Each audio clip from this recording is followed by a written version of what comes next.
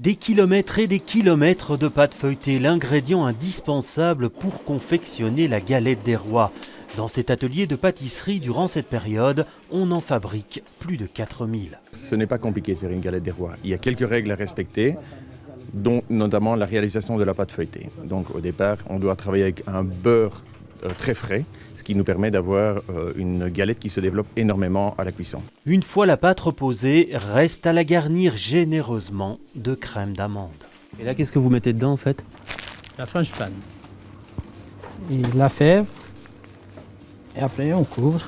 Dans certaines, on ajoute aussi du chocolat ou des pommes. Ensuite, c'est parti pour une petite heure à 180 degrés.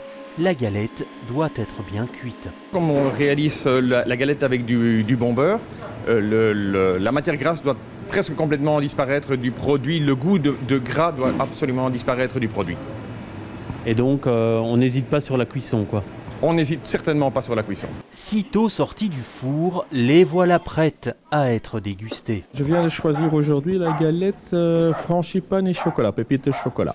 Donc là, vous quittez un peu la tradition. Tradition, oui, depuis quelques années, on donne la possibilité ici de choisir et voilà. La tradition veut que l'on partage la galette des rois le jour de l'épiphanie. Mais dans cette pâtisserie, on en vendra jusqu'à la fin du mois de janvier.